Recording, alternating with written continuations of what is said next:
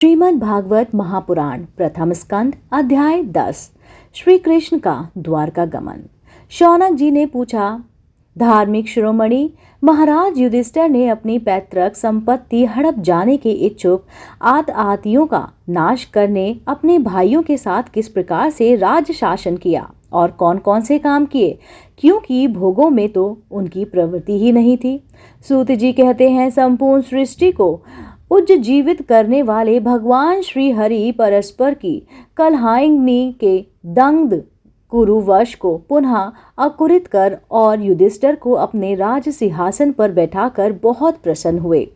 भीष्म पितामह और भगवान श्री कृष्ण के उपदेशों के श्रवण से उनके अंतकरण में विज्ञान का उदय हुआ और भ्रांति मिट गई।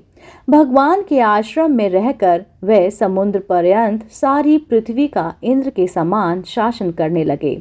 भीमसेन आदि उनके भाई पूर्ण रूप से उनकी आज्ञाओं का पालन करते थे। युधिष्ठिर के राज्य में आवश्यकता अनुसार यथेष्ट वर्षा होती थी। पृथ्वी में समस्त अभिष्ट वस्तुएं पैदा होती थी। बड़े बड़े धनों वाली बहुत सी गौएं प्रसन्न रहकर गौशालाओं में दूध से सींचती रहती थीं। नदियां, समुद्र, पर्वत, वनस्पति, लताएं और औषधियां प्रत्येक ऋतु में यथेष्ट रूप से अपनी अपनी वस्तुएं राजा को देती थी। अजात शत्रु महाराज युधिष्ठिर के राज्य में किसी प्राणी को कभी भी आदि व्याधि अथवा दैविक, भौतिक और आत्मिक क्लेश नहीं होते थे। अपने बंधुओं का शोक मिटाने के लिए और अपनी बहन सुभद्रा की प्रसन्नता के लिए भगवान श्री कृष्ण कई महीनों तक हस्तिनापुर में ही रहे। फिर जब उन्होंने राजा युधिष्ठिर से द्वारका जाने की अनुमति मांगी, तब राजा ने उन्हें अपने हृदय से लगाकर स्वीकृति दे दी।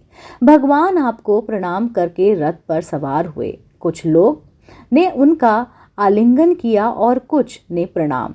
उस समय सुभद्रा, द्रौपदी, कुंती, उत्तरा, गांधारी, धृतराष्ट्र, युधिष्ठिर, कृपाचार्य, नकुल, सहदेव, भीमसेन, धौम्य और सत्यवती आदि सब मूर्छित से हो गए। वे शरणापाणी श्री कृष्ण का विरह नहीं सह सके। भागवत सत्पुरुषों के सत्य से और संग से जिनका दुसंग छूट गया है, वह विचारशील पुरुष भगवान के मधुर मनोहर यश को एक बार भी सुन लेते, पर फिर उसे छोड़ने की कल्पना भी नहीं कर सकता। उन्हीं भगवान के दर्शन तथा स्पर्श से, उनके साथ आलाप करने से तथा साथ ही साथ सोने, उठने, बैठने और भोजन करने से जिनका संपूर्ण हृदय उन्हें समर्पित हो चुका था, वे पांडव भला उनका विरह कैसे सह सकते थे। उनका चित्त द्रवित हो रहा था। वे सब निर्निमेष नेत्रों से भगवान को देखते हुए स्नेह बंधन में बंध कर जहां तहां दौड़ रहे थे।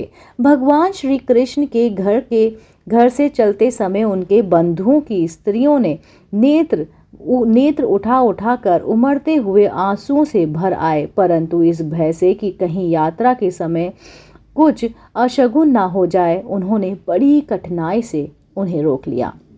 भगवान के प्रस्थान के समय मृदंग, शंख, भैरी, वीणा, ढोल, नरसिंगे, धुंधरी, नगाड़े, घंटे और भी कुछ बहुत सी चीजें बजने लगी। भगवान के दर्शन की लालसा से कुरुवंश की स्त्रियां अटारियों पर चढ़ गईं और प्रेम, लज्जा और मुस्कान से युक्त चितवन से भगवान को देखती हुई उन पर पुष्पों की वर्षा करने लगे। उस समय भगवान के प्रिय सखा घुंघराले बालों वाले अर्जुन ने अपने प्रियतम श्री कृष्ण का वह श्वेत छत्र, जिसमें मोतियों की झालर लटक रही थी और जिनका डंडा रत्नों पर बना हुआ था, अपने हाथ में ले लिया। उद्धव और सात्यकी बड़े विचित्र चंवर डुलाने लगे। मार्ग में भगवान श्री कृष्ण पर चारों ओर से पुष्पों की वर्षा हो रही थी। बड़ी ही मधुर झांकी थी। जहां तहां ब्राह्मणों के दिए हुए सत्य आशीर्वाद सुनाई पड़ रहे थे, वे सगुण भगवान के तो अनुरूप ही थे, क्योंकि उनमें सब कुछ है, परंतु निर्गुण के अनुरूप नहीं थे, क्योंकि उनमें कोई प्राकृतिक गुण नहीं थे। हस्तिनापुर की कुलीन रमणियां, जिनका चित्त भगवान श्री कृष्ण में रम गया था, आपस में ऐसी बातें कर रही थी जो सबके काल और मन को आकर्षित कर रही थी।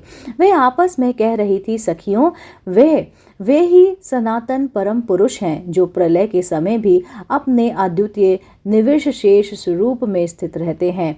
उस समय सृष्टि के मूल ये तीनों गुण भी नहीं रहते।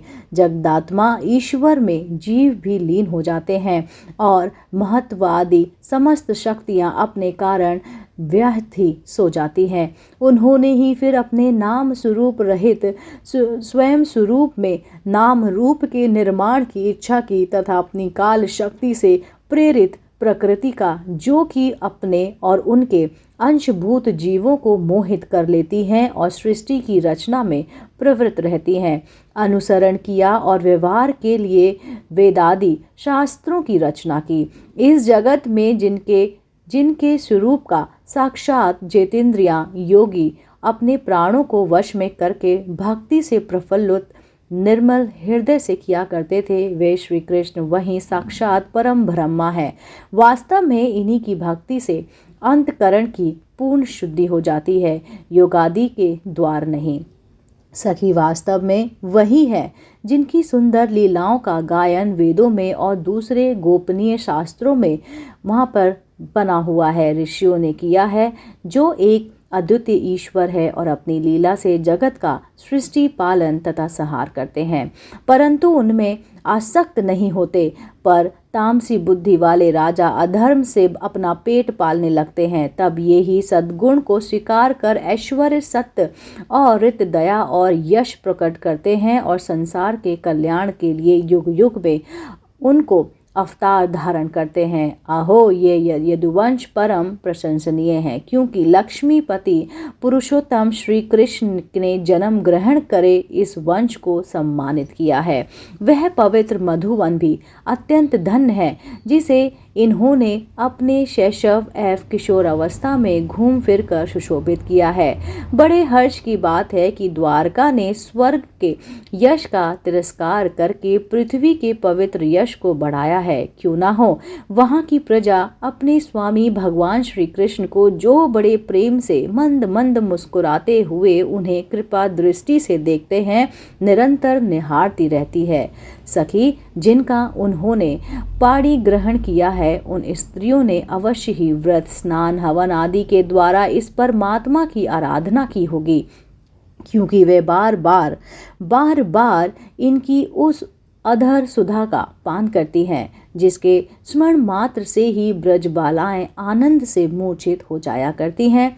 ये स्वयंवर में शिशुपाल आदि मतवाले राजाओं का मान मर्दन करके जिनको अपने बाहुबल से हर लाए थे तथा जिनके पुत्र प्रद्युम्न, सांब, आम्ब आदि हैं, वे रुक्मणी आदि 8 पटरानियां और सोमासुर को मार कर लाई हुई तो उनकी हजारों अन्य पत्नियां हैं, वे वास्तव में धन्य हैं, क्योंकि इन सभी ने स्वतंत्रता और पवित्रता से रहित स्त्री जीवन को पवित्र और उज्जवल बना दिया है। उनकी महिमा का वर्णन क्यों न करें। इनसे स्वामी साक्षात कमल नयन भगवान श्री कृष्ण हैं, जो नाना प्रकार की प्रिय चेष्टाओं तथा पारिजाति प्रिय वस्तुओं की भेंट से इनके हृदय में प्रेम एवं आनंद की अभिवृद्धि करते हुए कभी एक क्षण के लिए भी उन्हें छोड़कर दूसरी जगह नहीं जाते। हस्तिनापुर की स्त्रियां इस प्रकार बातचीत कर ही रही थी कि भगवान श्री कृष्ण मंद मुस्काए और प्रेम पूर्वक चितवन से उनका अभिनंदन करते हुए वहां से विदा हो गए। अजात शत्रु युधिष्ठिर ने भगवान श्री कृष्ण की रक्षा के लिए हाथी, घोड़े, रथ और पैदल सेना उनके साथ कर दी। उन्हें स्नेहवंश ये शंका हो आई कि कहीं रास्ते में शत्रु इन पर आक्रमण ना कर दे। सुदृढ़ प्रेम के कारण कुरुवंशी पांडव भगवान के साथ बहुत दूर तक चले गए। वे लोग उस समय वह लोग भावी विरह में व्याकुल हो रहे थे। भगवान श्री कृष्ण ने उन्हें बहुत आग्रह करके विदा किया और सात्यकी, उद्धव आदि प्रेमी मित्रों के साथ द्वारका की यात्रा की। शौनक जी वे कुरु, जांगल, पांचाल, सूरसेन, यमुना के तटवर्ती प्रदेश, ब्रह्मवर्त, कुरुक्षेत्र, मत्स्य, सरस्वती और मरुधव देश को पार करके सौवीर और आभीर देश के पश्चिम अनार्थ देश में आए। उस समय अधिक चलने के कारण भगवान के रथ के घोड़े कुछ थक से गए थे।